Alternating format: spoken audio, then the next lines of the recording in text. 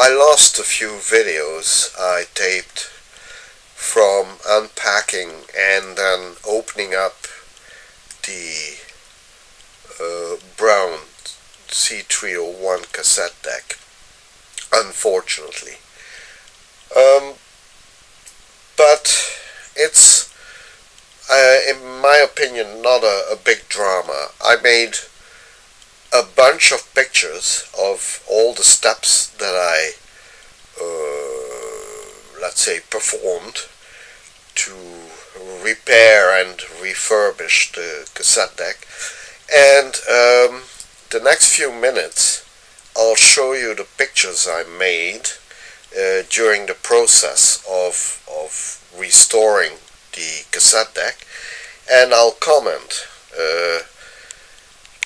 on those pictures. And right up to the point where I actually start cleaning and repairing the cassette deck mechanism, with the part which is located about there. Okay, so from there on the video will continue in a more, let's say, classical form. One thing I did not take pictures of, but which might be interesting for any of you who want to work on the Braun C-301 cassette deck, is how to open up the case. And it turned out to be a lot easier than I initially thought. So basically what you need to do is unscrew two little screws at the front, which are those star-shaped screwdrivers. I always forget the name of those. And there are two little screws in each corner, in each lower corner of the front panel. And then there are flat screws that you need to undo at the bottom of the cassette deck. Come on, focus. Focus. Yeah. So you see the openings here and there. You have exactly the same openings down there. Alright? And inside those openings, let me see if I can show you. Yeah. Down there, you see the screws? So those are the type of screws you need to undo or to screw out to open up the case. Alright? So in fact the top part of the cabinet. So 6 screws in all will open up the cassette deck's cabinet. Alright? So there you go. So the next thing you'll see is me showing you in pictures the step that I undertook to restore this Braun C-301 cassette deck. So I tried out all the functions of the cassette deck first. I tried fast forwarding, fast rewinding. I even tried to record something, and neither of those functions worked. What would happen mostly was you would start the rewind, for example, and it would just either go very slowly or not at all, or it would just stop after a few seconds. And the same thing happened with the record function. So I wasn't sure yet whether the problem was purely mechanical or a combination of electronical and mechanical problems, but I decided that the best way to handle it was to disassemble the mechanical part of the cassette deck, clean it out completely, re-lubricate it where needed, and replace all the rubber belts in it. Um, it certainly wouldn't do any harm, and that way at least I would be able to rule out the mechanical part of the cassette deck as the source of the problem later on. So the engineers at Braun were pretty smart, and they made the cassette deck, the mechanical part of the cassette deck, which you see in the lower half of the image, as a modular part. Um, and to release that modular part, which is built out of 3 layers, so the electronics board, below it the motor board, and then below that the all the, let's say, the clockwork of the cassette deck, all the gears and pulleys and all that. And that is attached solidly to the chassis. Now the first thing you see is that big metal strip in the middle of the image. Now that is sort of like an anchor, and in the next picture you see where that metal strip is anchored to the chassis of the cassette deck. So you need to remove one little screw. You see the orange arrow pointing towards it. So you need to remove that anchor plate and the screw that goes with it. And by the way, in the upper right corner you see where the main fuse is located of the cassette deck. Once you have removed that anchor plate, there are several screws which anchor down the cassette mechanism to the chassis, and you see 2 of them in the center of the image. One I pointed an arrow at, and if you go a little bit lower you'll see another one. So that's the right side of the cassette deck mechanism. Okay. By the way, there's also an orange arrow pointing at the capacitor on one of the solenoids of the cassette deck, and technically you should replace that capacitor. I did so, and it was necessary to do so. Alright, so then you see here the left side of the cassette deck mechanism, and in the middle you see 2 screws that need removal. So you need to remove those 2, and on the left side in the center of the image you see that little metal bracket with that one little screw, and where the arrow is pointing at, and you need to remove that as well. By the way, an interesting little detail, the arrow in the top right corner points at a little hole in the PCB through which you could put a small screwdriver to set the rotation speed of the play motor, okay, so, or the main electrical motor of the cassette deck. I wouldn't mess with it unless it's absolutely necessary, okay. Here you see yet another little metal bracket which needs to be removed. In fact, this bracket serves 2 functions.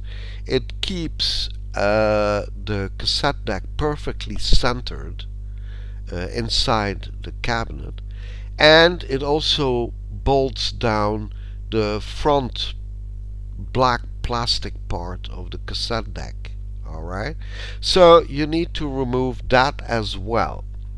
Alright, then on this picture you see the locations of the 4 screws that you need to release that black cassette deck front. Okay, you don't need to actually remove it completely, but you do need to move it a little bit forward, and you can only do that if you release 4 screws as indicated by the arrows. Alright, so once you've done that, then you're ready to move on to the next step. Alright, so far so good. We managed to unmount the cassette deck mechanism practically. There are just a few more things that I just want to quickly show you before we get to the meat and substance of the refurbishment of the cassette deck. So here you see I'm pointing at the front belt of the tape counting mechanism. Alright, so that belt is relatively easy to replace once you unscrew the front panel of the cassette deck. Okay, so you can simply push the front panel a bit forward, and then you can simply unhook the belt from the pulleys and replace it. Now, oddly enough, the counting mechanism has also a tiny little belt at the back, and this is an odd mechanism. Apparently that tiny little belt seems to drive a round little magnet which activates a reed contact below it. Yeah? And the cassette deck seems to use that to count pulses, and as far as I can make out, that mechanism is important for that little memory button thingy that I haven't, I'm ashamed to say, figured out yet how it precisely works. But I'll get back to you as soon as I figure it out, what it actually does. Okay? But either way, that's a little belt you need to replace as well. So that's the second of the 4 belts you need to replace. Then this shot just shows you basically where the front belt is hooked up to, to one of the shafts, drive shafts for the cassette, right? Okay, so then moving on, you see the 2 main belts you will have to replace. Okay, so the top 2 arrows show you the main drive belt. So the top arrow on the left shows you the main drive belt, which is just a flat rubber belt. The other is the fast rewind and the fast forward belt, which is a square profiled, much thicker rubber belt. Okay. Below that, in the middle of the image, you see an arrow pointing at the sliding mechanism, which is used for the fast forward and the fast rewind mechanism. Now I'm pointing at that because that's something you'll need to lubricate once you've degreased and cleaned everything. Okay, so the slider mechanism will need to be lubricated, and I would say using a little bit of lithium grease on that slider is probably the best thing to do. By the way, the bottom arrow just shows you what kind of light bulb they use to illuminate that little white window in the cassette front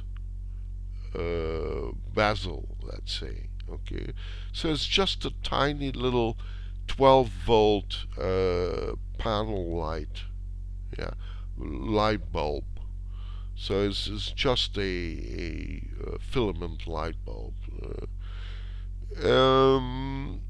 Unfortunately, it's not with something with with a threading or something like that. It doesn't have a socket, a classical socket. If it breaks, you'll need to cut it out and splice in a new little light bulb, right? Moving on, these details of the mechanism show you the retainer springs which hold those white plastic levers in place. Okay, and this is an important detail. Why? Because unfortunately, before you can actively replace the main drive belt, you will have to unhook these springs. Okay, before you get that far, let me just tell you there is some tension on those springs, but nothing, let's say, inhuman. Okay, so with a few simple tools like tweezers, pliers, needle nose pliers, and a couple of screwdrivers, you can simply unhook them and hook them back in. Okay, so it's not like some catastrophically difficult thing you need to do. It's manageable, believe me. So here you see the right the right lever spring, and you see those three colored dots at the top, the green, the purple, and the orange dot. Well, just below the orange dot you see where the spring of the right hand lever is attached to the motor deck. Yeah, if you look closely, you see that there's a little bit of glue gluing the top part of the spring to the motor deck. Okay, so you'll need to release that if you want to, and you'll have to unhook that spring. Okay, and the lever, by the way. Alright, so alright, in the next picture I'll just show you a little bit closer the sliding mechanism that you'll need to grease with a little bit of lithium grease, at the top of the image. And I'll also show in detail the tiny panel light bulb, that's used to light the cassette front of the tape deck. Okay, so here the arrow once again shows you where the spring of the right hand lever is glued to the motor deck. Okay, so yeah, you'll have to sort of pry it loose. It's not like rock hard glue or anything. It's I don't know what kind of glue they used. Maybe it's a kind of Loctite, but you can pry it loose with a little screwdriver. Okay, and you'll have to, whether you like it or not, you will have to unhook the spring and the cantilever, yeah, the axle of that little plastic lever. Okay. So here is a close-up detail of the fast forward and the rewind drive belt. Do note that the fast forward and the rewind drive has its own electrical motor. Okay, so the engineers at Braun apparently found it more sensible to use two motors to do all the work in the cassette deck instead of just using one heavy motor to do all the work. I would say it makes sense in a way that the drive motor with the drive belt needs to be a very stably running motor, yeah, with reasonable amount of force, yeah, whereas the fast rewind and the fast forward only need a powerful little motor, but that doesn't require any sort of running precision at all. Okay. Alright, so I explained until now, let's say, the mechanical part of the cassette deck mechanism. Now we come to the electronic part of the cassette deck.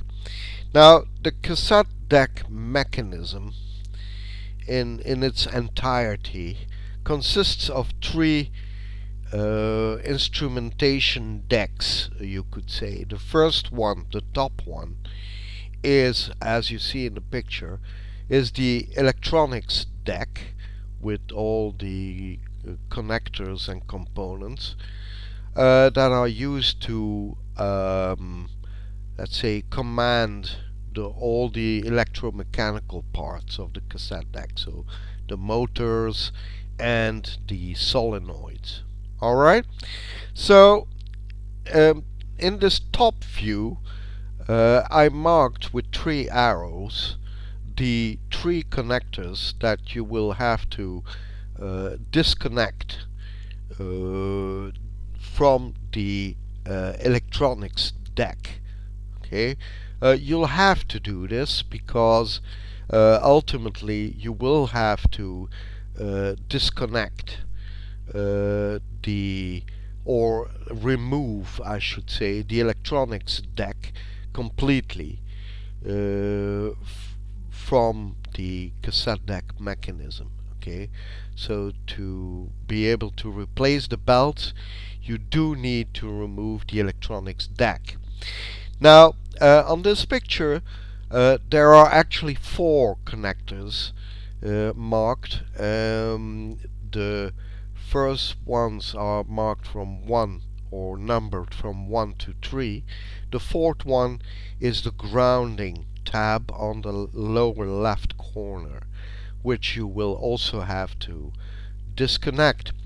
The number 5 is simply indicating the power resistor that I found to be running pretty hot while running the cassette deck mechanism.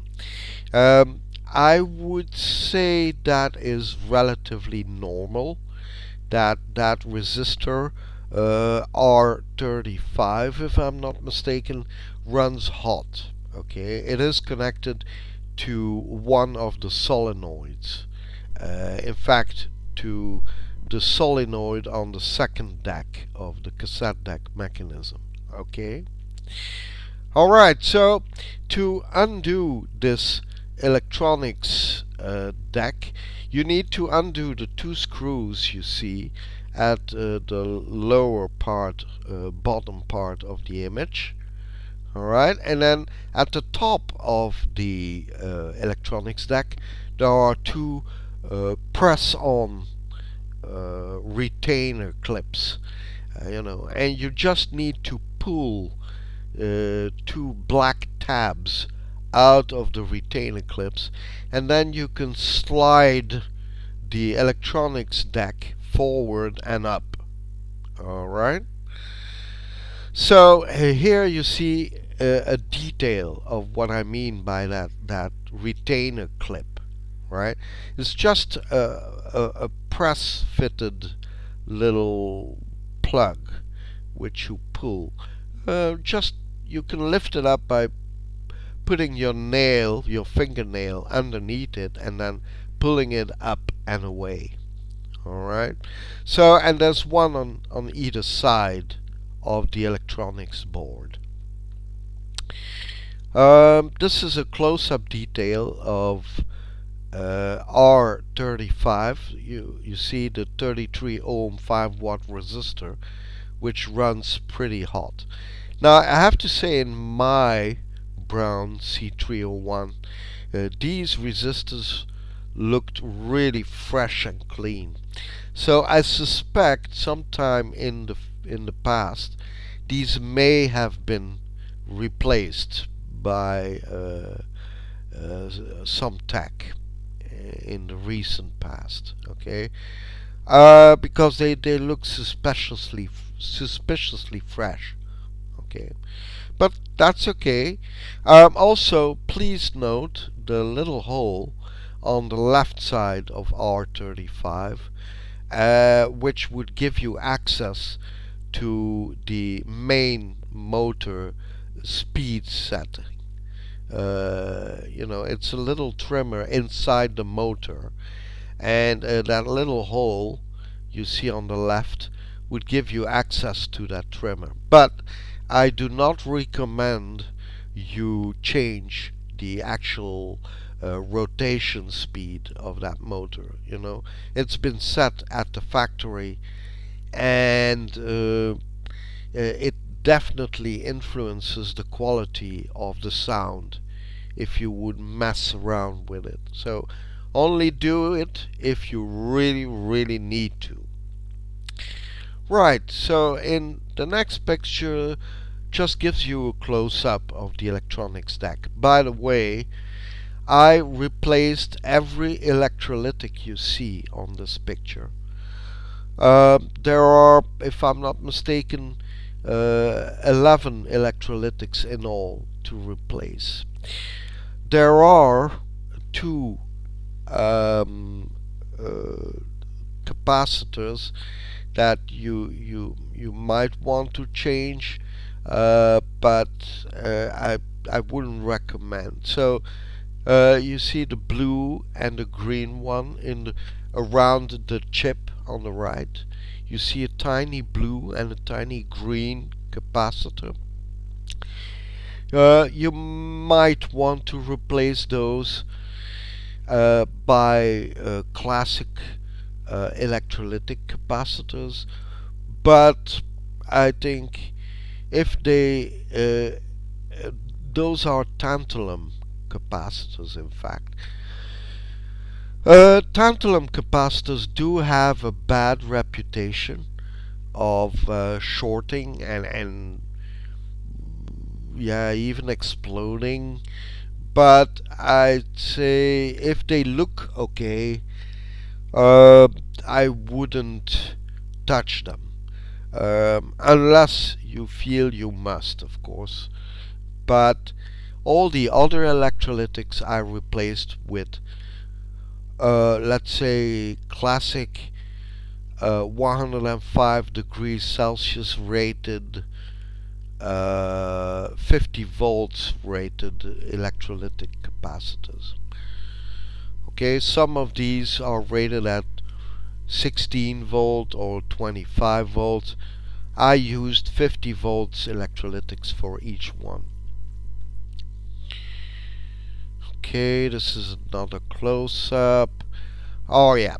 So while undoing the electronics deck from the cassette deck mechanism, I did notice a little micro switch attached to the third and lowest deck, and it's located on the left of the cassette deck if you look at the front of the tape deck. Okay, you shouldn't do anything with it, at least not that I would imagine. But if there is a problem with sensing, whether the tape has reached an end or not, there might be a problem with this little micro switch. Okay, so it's just a detail that I mentioned, just in case you might find there is some trouble with detecting the tape end. So here is a close-up of the electronics board once unhooked from the cassette deck. Okay, it's a nice little board, well designed, and do notice the Toshiba TC9121P instrumentation chip you see on the right. Okay, in fact that chip is meant to electronically activate either a motor or a electromechanical actuator. Okay, so a solenoid actually. So this chip is rather hard to come by. So let's hope that in your Braun it functions normally. Okay, it's not cheap, by the way, if you want to find an original Toshiba TC9121. Right, so then, just for the sake of being complete, this view shows you the bottom side of the electronics board. Okay, just in case you might have to work on it somehow. Alright? I heated it up quite a while, so let's see if we can unscrew it now.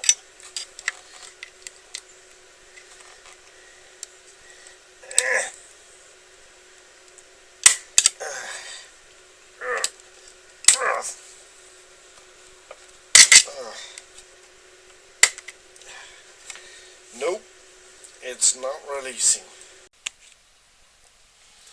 Alright, I've had it with this stupid screw right here. I tried everything. I tried simple needle nose pliers like this. I tried vice grips like this.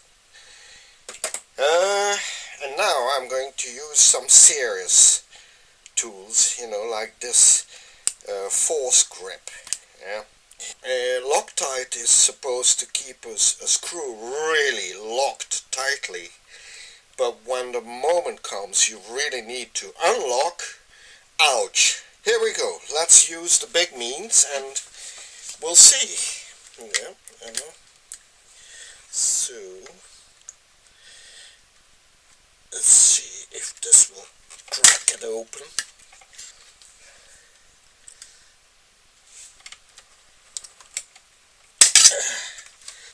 Okay, here we go. I'm squeezing it for all I'm worth, and it's not moving.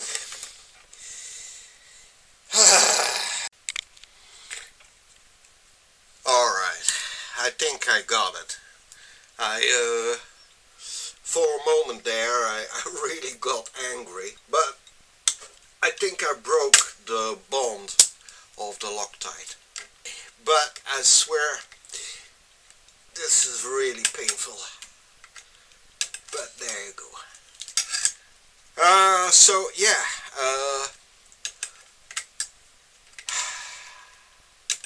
with a lot of effort, we finally managed to undo the screw. But this is really not the way it should be done. Well, technically, but there you go.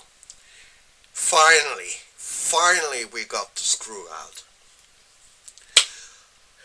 Right, so this is the main belt, and it feels pretty wimpy, you know. There's almost no tension on it, so whether we like it or not, if we want the tape deck to perform, we will have to replace it. Now, I did say a few minutes ago that there's basically only one axle really sticking into it, the middle plate, which is the axle of the flywheel you see down there. This axle is the, if I'm not mistaken, is the play and record axle. That axle over there is, I think, the fast rewind axle, or the fast forward. Okay. Either way, these axles are held in place by this plate, but there's also these springs here. You see one spring here below my finger, and you see the other one over there I'm pointing at. Now, as you may expect, these springs are tight. I mean, you know, these levers here are spring loaded.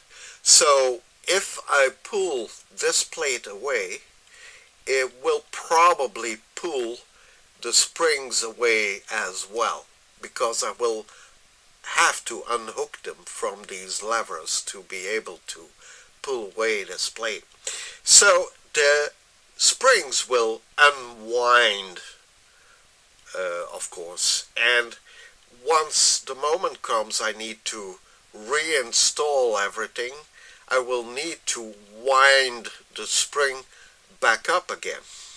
Now, I do have a trick up my sleeve, which is to mark a straight thin line on the springs, so here and over there, yeah, and if it unwinds the spring, then the line obviously will be broken. So if the moment comes to rewind the spring, then I know I'll have to rewind it until I have a straight line yet again.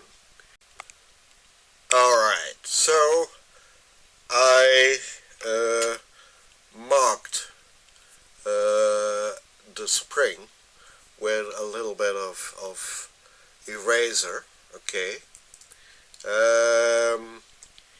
and the eraser should tell me when the spring is wound correctly, and I hope the eraser will stay stuck to the spring, of course. The best way to go about it is to unhook the spring at the top, both springs in fact, although this spring here is glued to the top. Either way, I think that is the best way to go about it. Alright, and I'll keep the the springs on their respective levers with these little clamps of mine. Alright, so the solenoid you see here, yeah, is hooked up to the lever with a little spring. So what I need to do is to unhook that spring, basically, to release the solenoid. But as usual, this is never quite as simple as it sounds. So here you go. Come on. Here we go. I think, yeah. I think that should be it. Yes. There you go. The solenoid is free. You see? So there you go. So now I should be able to lift the middle plate. Oh no, there's still another spring here. Okay, hang on. Okay, let's see. Without damaging the spring. Okay, here we go.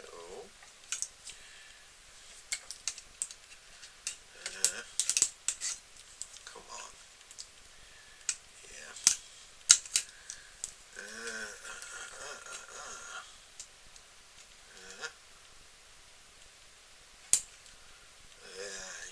I should be able to unhook it here,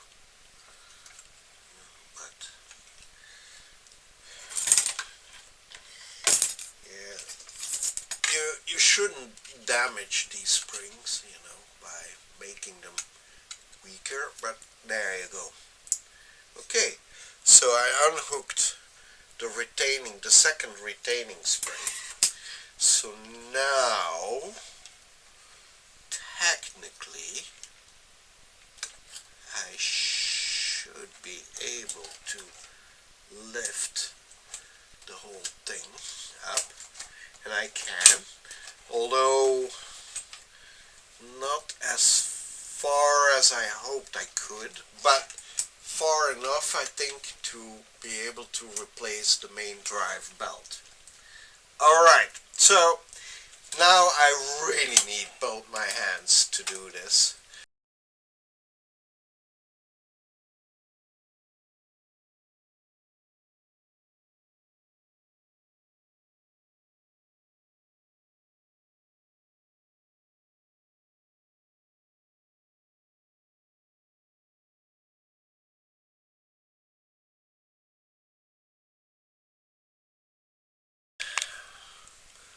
Alright, here it is.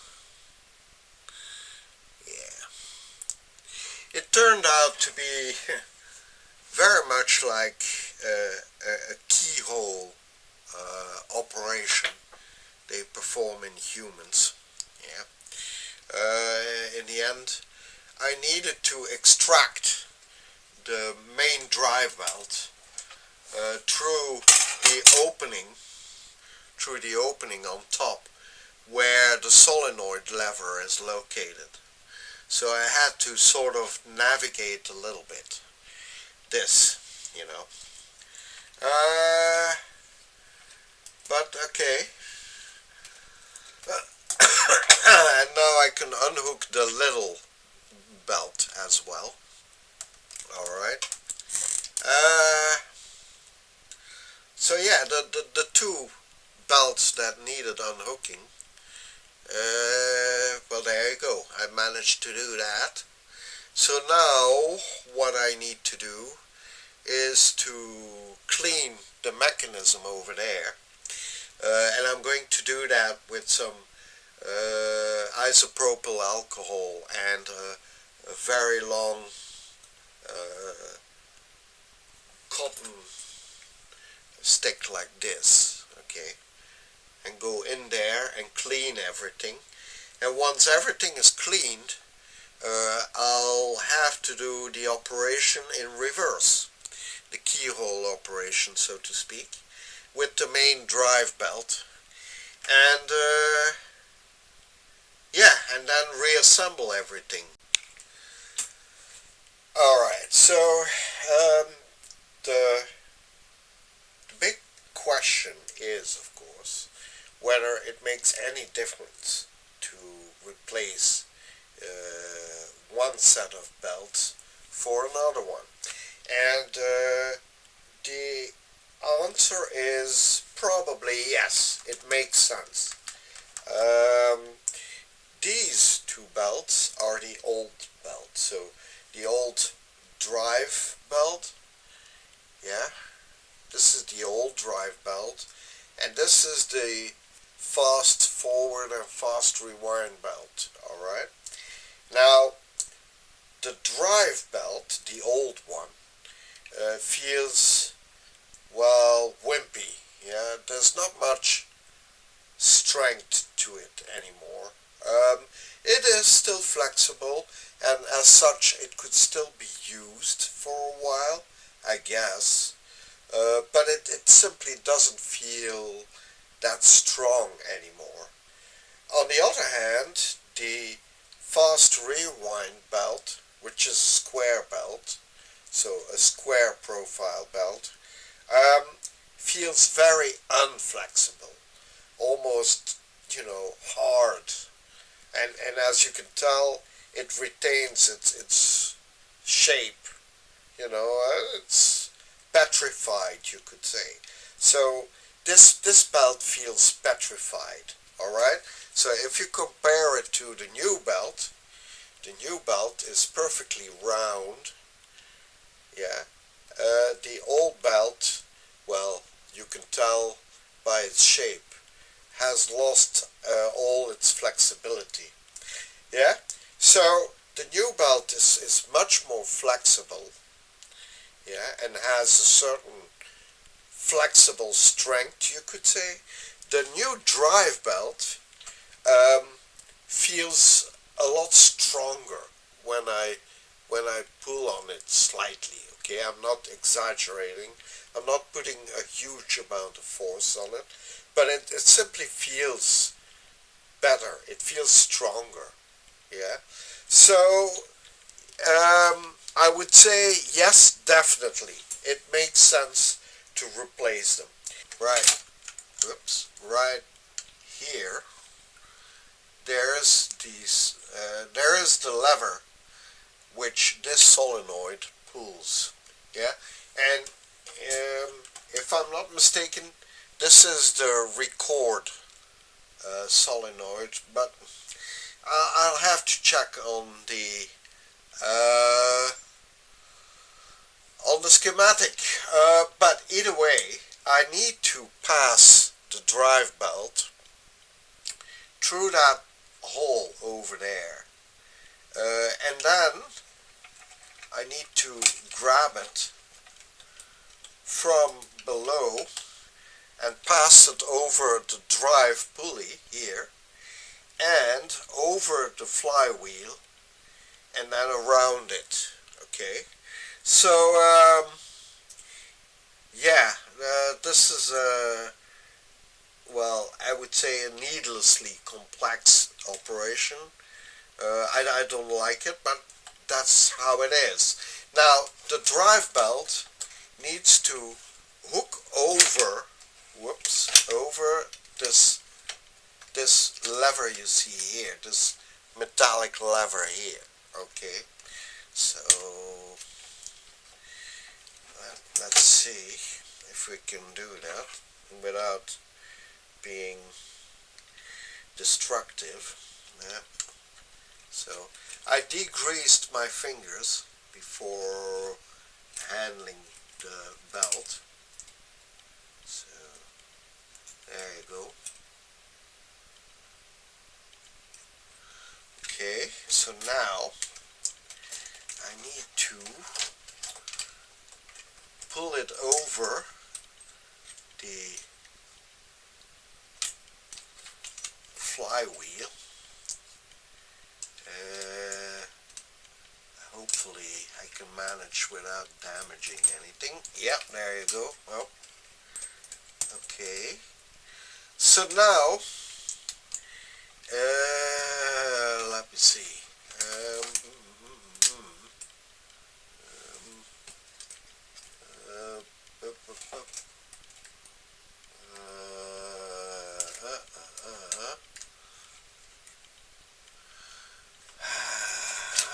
Let me see. Okay. There you go. Okay. So now, let me see if I can pull it through.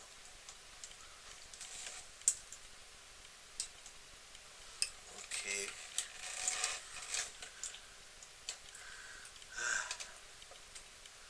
Let me see if I can pull it through. Yep, there you go. So, there you go. So now I need to pass the drive belt over the flywheel. Like that. Yeah, this is a bit harder, but there you go.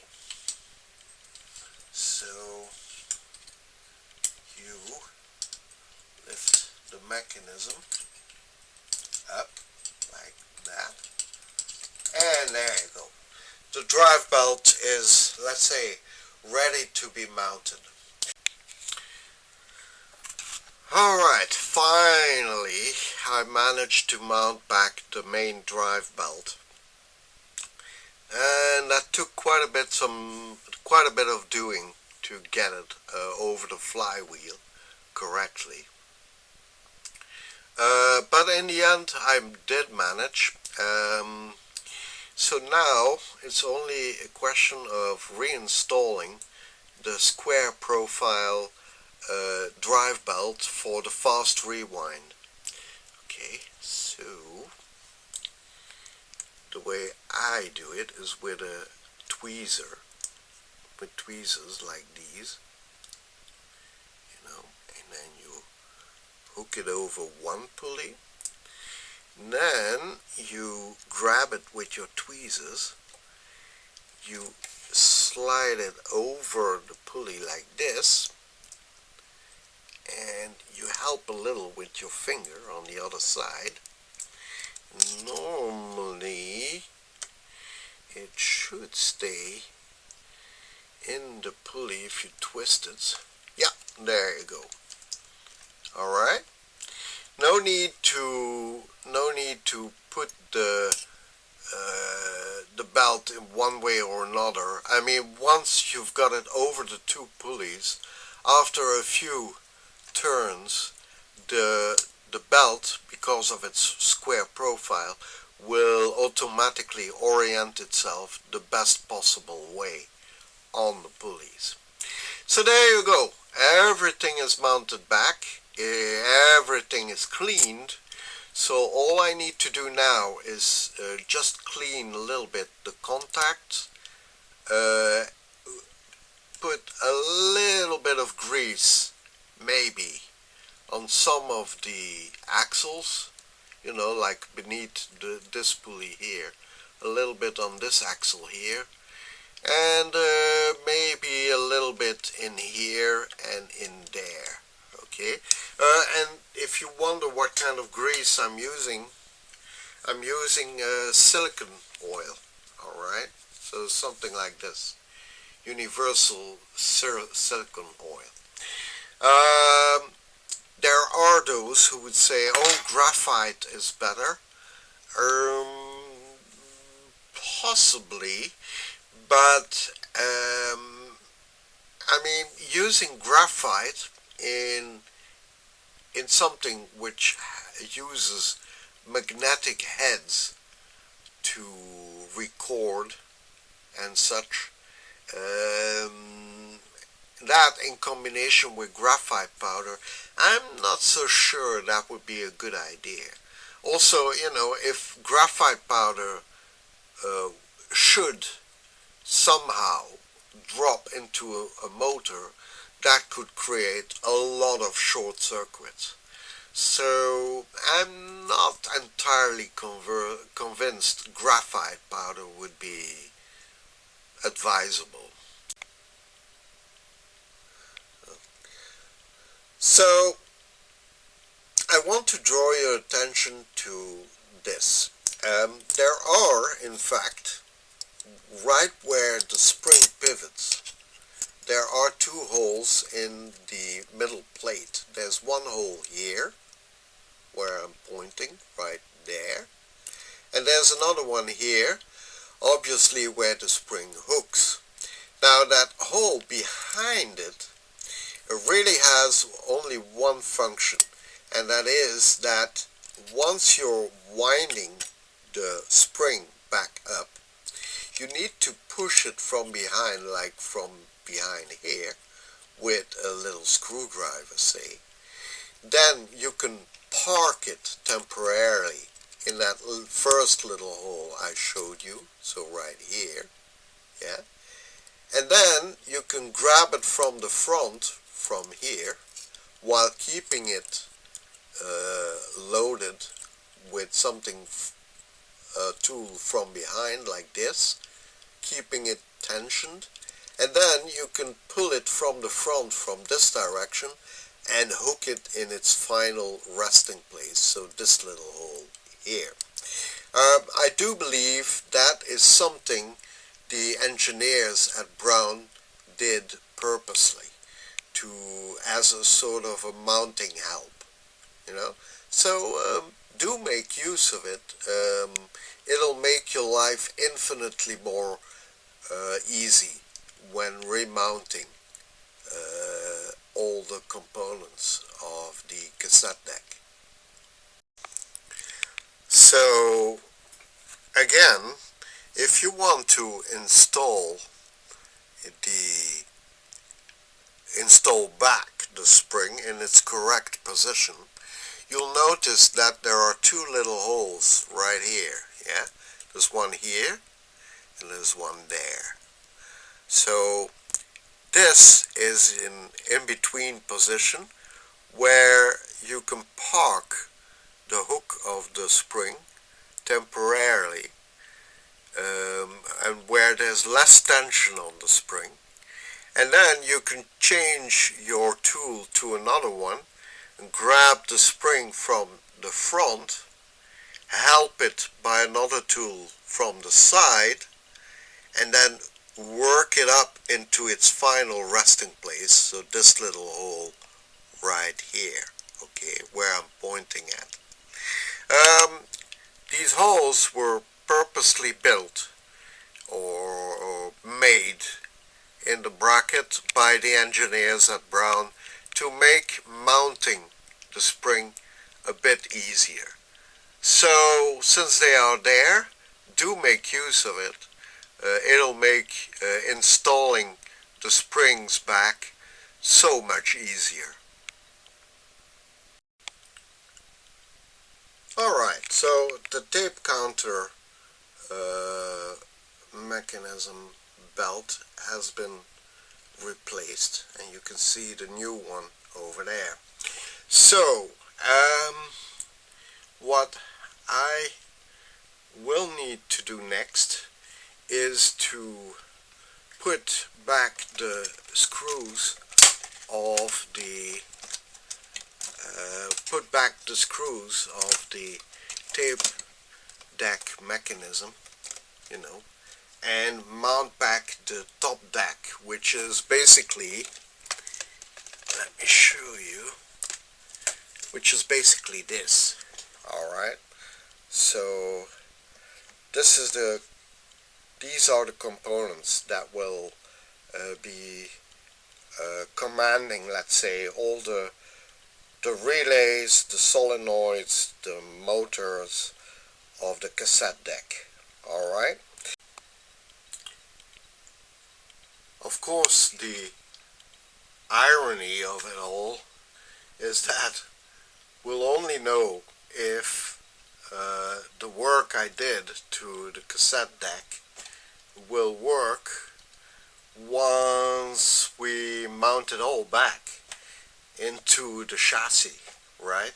So I'm doing a lot of work on fate here, and there's no way of knowing whether what I did will work or not. So yeah, kinda ironic, you would say.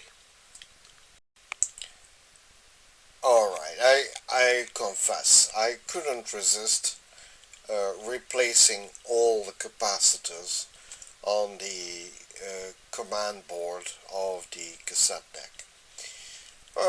You know, simply because since the PCB was unmounted anyhow, you know, in the end it meant only a little more work to just replace all the electrolytics on the board and be done with it.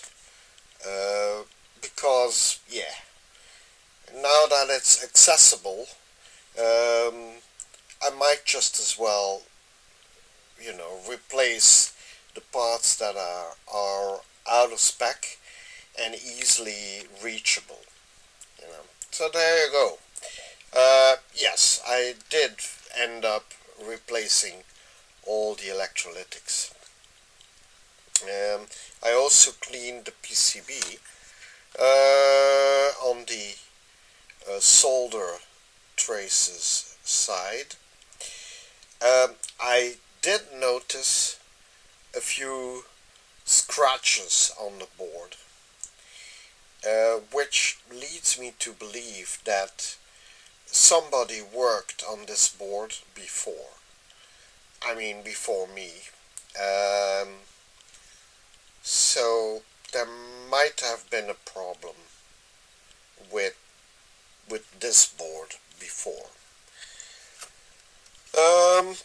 I suspect that what they did was either replace, well, probably replace all the power resistors, you know, those white rectangular resistors you see. And I also suspect them from having replaced one of the power transistors. This one, in fact. Okay, so Q9.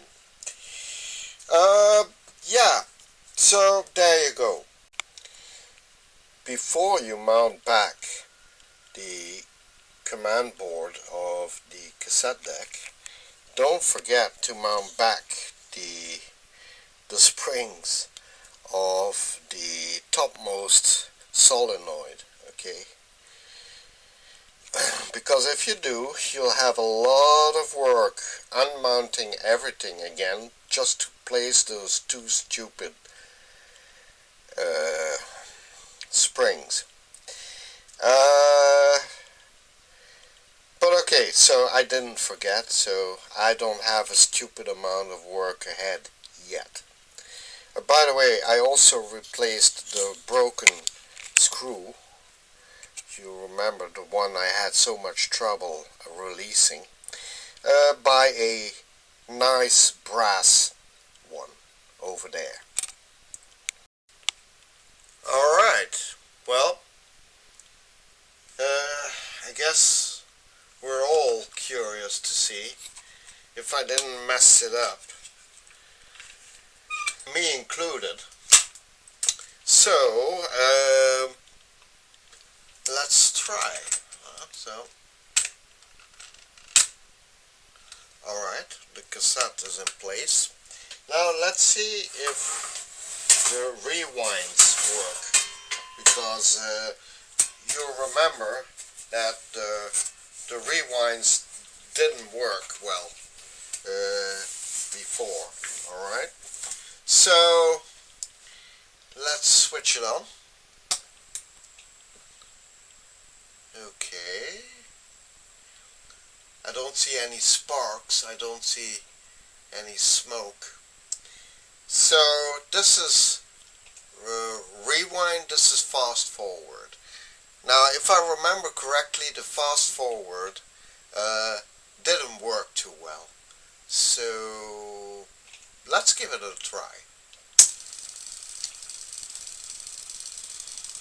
Obviously I'm not going to make you enjoy watching the tape roll all the way back. That could take a while. You could say it has some renewed vigor. This could be a fun idea to make a video. Instead of a fireplace, watching a fireplace at night in winter, watching a tape recorder rewind cassettes. Wouldn't that be a great idea?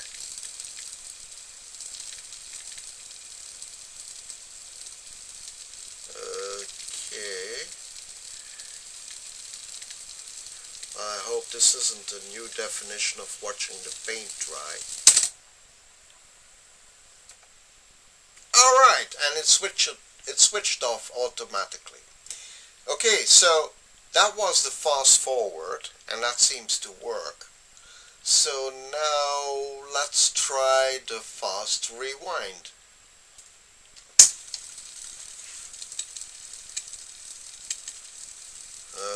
Okay.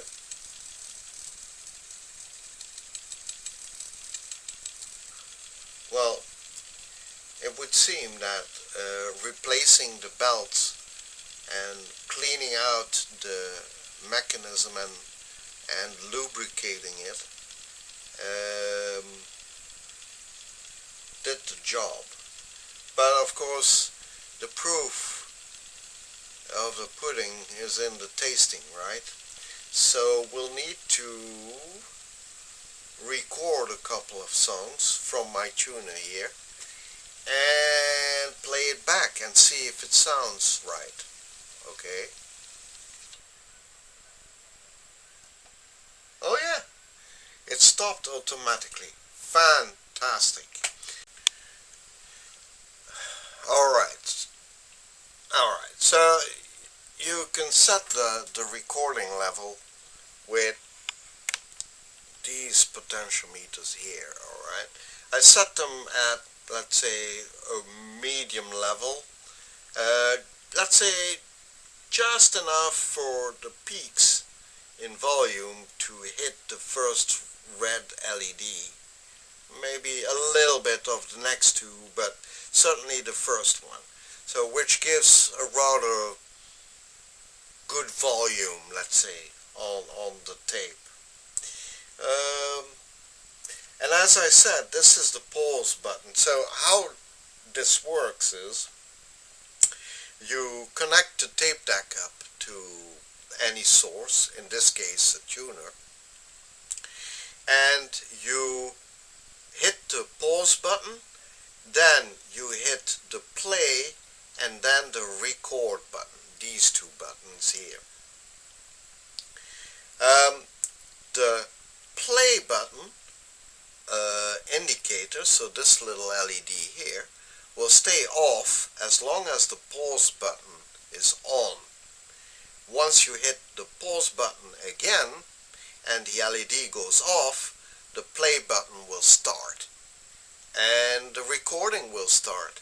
And then before you hit the pause button, you can set the recording level. Yeah, there are two channels.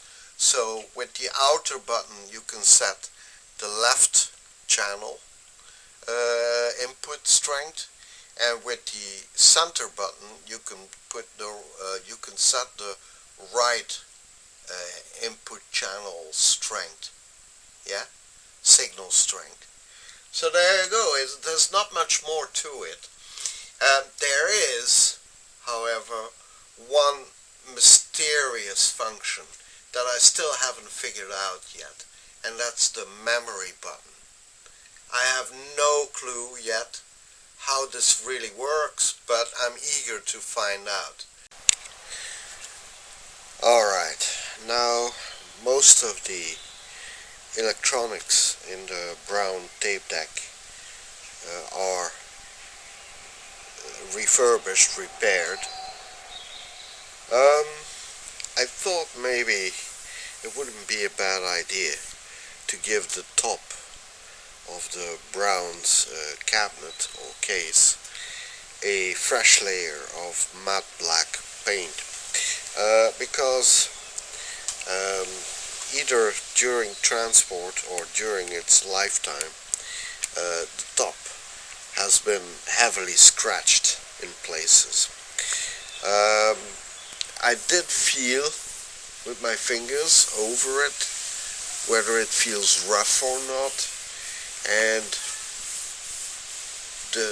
it wasn't gouged deeply, the metal. It was just superficially scratched, and those scratches did remove some of the paint. So what I'm going to do now is I'm going to wipe off the top side, because that's the only thing I want to paint.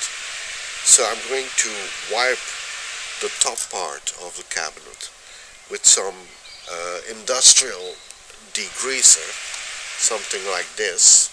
Okay, and I'm not being sponsored by this brand, it's just something that I use to degrease. Okay, so anyway, we're going to degrease the top of the cabinet, and then we're going to wipe it off with just plain clean water.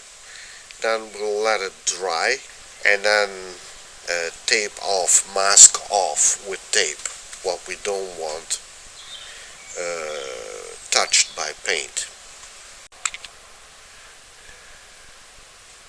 Degreasing it was certainly not a luxury, so I degreased the top completely. Then I wiped it off with a rag, wet rag, and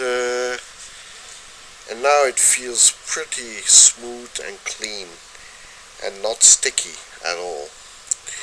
So I masked off the front of the cabinet, yeah, because I don't want it touched by black paint, of course. And so I'm going to use matte black car rim paint, something like this, and it's going to be matte black like this. Alright, so pretty much like the color of the cabinet. Alright, 40 minutes passed and the paint is cured and dry. This is acrylic based paint, and that dries or cures really quickly. Okay, so but it doesn't harm to let it cure for say 45 minutes or so, just to be sure that there is no wet spot left and all the solvents have evaporated. So let's start the second layer.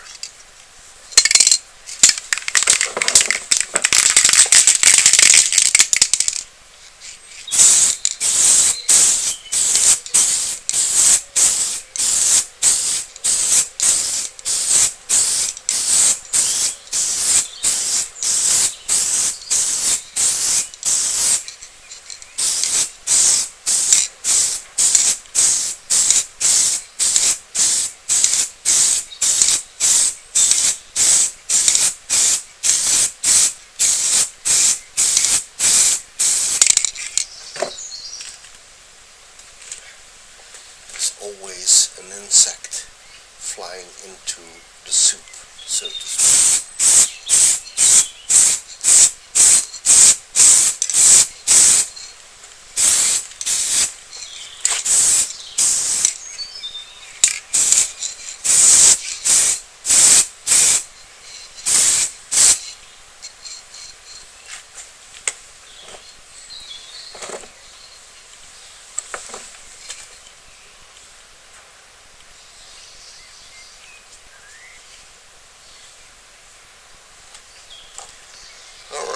Now we wait.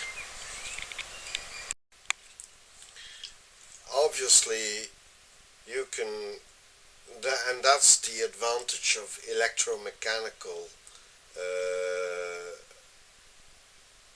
let's say, functioning of the tape mechanism or the cassette deck mechanism, is that you can switch between, say, rewind.